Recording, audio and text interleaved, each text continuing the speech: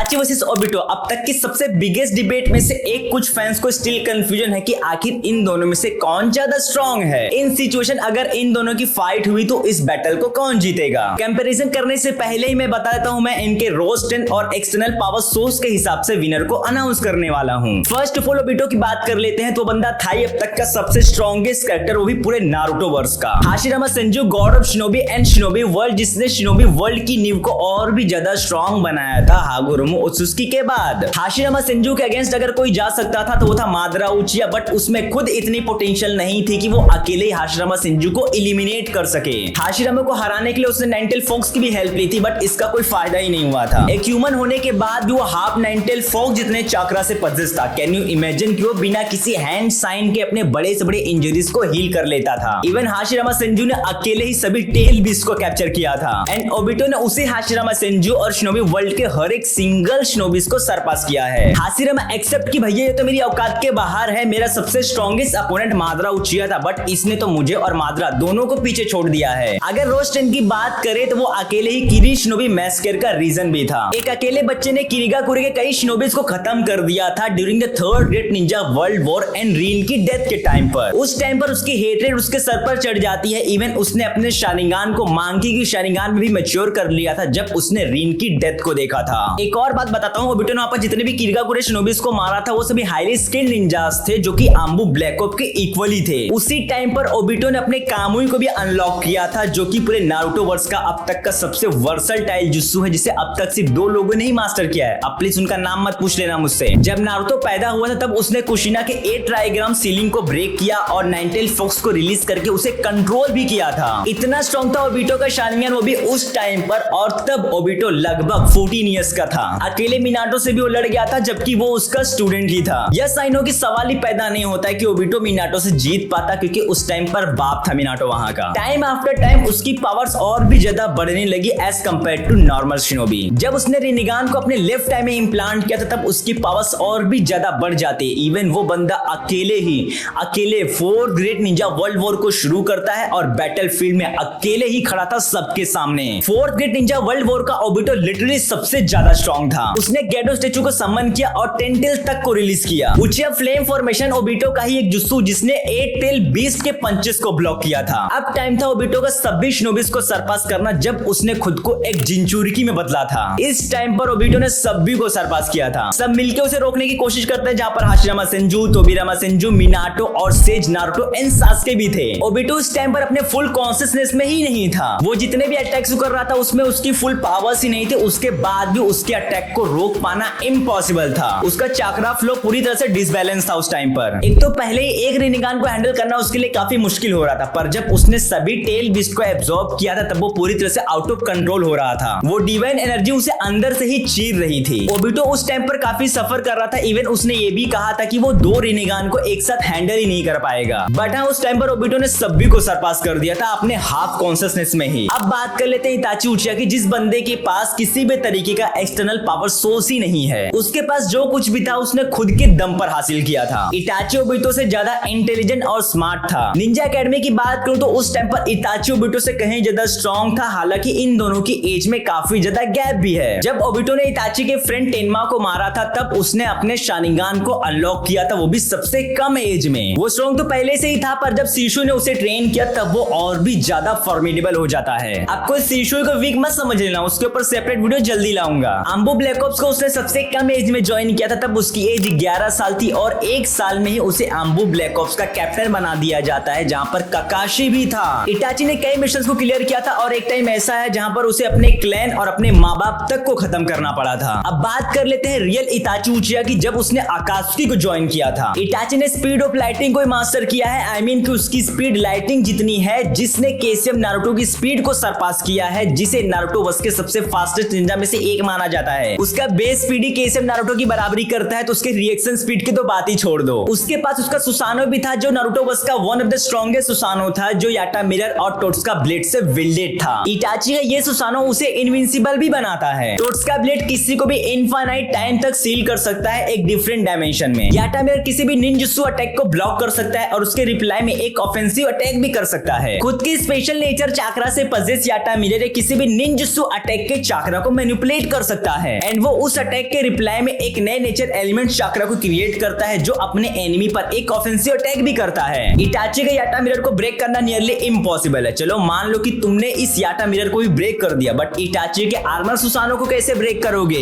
उसमें भी एक नया आर्मर लगा है। खैर इसके बाद इटाची का अमेट्रासु जो पूरे नारुतो वर्स में अब तक का सबसे ब्रोकन जुत्सु है। अमेट्रासु एक ब्लैक फ्लेम और ये फ्लेम तब तक नहीं बुझती है जब तक ये अपने टारगेट को पूरी तरह से बर्न नहीं कर देता है। इसकी स्पीड को कोई ट्रैक ही नहीं कर पाता है भाई, दिखाई ही नहीं देता है कब आया और कब लेके गया बंदे को पता ही नहीं चलता है। बट हाँ करने वाले लोगों ने किया है, जैसे कि एकोत्सुकी। अब पॉइंट पर आते हैं। ओबिटो का काम हुई जो इटाची के सभी गेंजुत्सु को ब्रेक कर देगा, उसके ऊपर इटाची का गेंजुत्सु पूरी तरह से पॉइंटलेस है। बट इटाची के पास उसका अमेट्रासु है जो ओबिटो के कामुई को भी ब्लॉक करता है। वेल अगर इटाची और ओबिटो इन दोनों की बैटल हुई सिर्फ इनके रॉ स्ट्रेंथ के बेसिस पर, तो ऑब्वियसली इटाची इस बैटल को जीत जाएगा। जैसे कि हम सबको पता है कि ओबिटो के पास इज़ानागी है जो मर के वापस से जिंदा हो सकता है, बट इटाची वो इज़ानामी से पजेस है। इज़ानामी जो कि इज़ानागी को काउंटर करने के लिए बनाया गया था, तो यहाँ पर ओबिटो की ये चाल काम नहीं आने वाली है। इटाची के अमेट्रासु को ही ओबिटो रोक नहीं पाएगा और इसका सबसे बेस्ट एग्जांपल हमने तब देखा था जब ओबिटो अपने शारिंगान को सास्के के ऊपर यूज करने जाता है। उस टाइम पर ओबिटो के पास इज़ानागी था, दैट्स व्हाई कि वो बच जाता है। एंड सेकंड थिंग, ओबिटो ने ऑन स्क्रीन कई बार कहा है कि अगर उसके प्लान के बारे में इटाची को पता चलता तो वो कब का खत्म हो जाता। Thankfully, Itachi didn't know everything about me, or else I would undoubtedly be dead right now.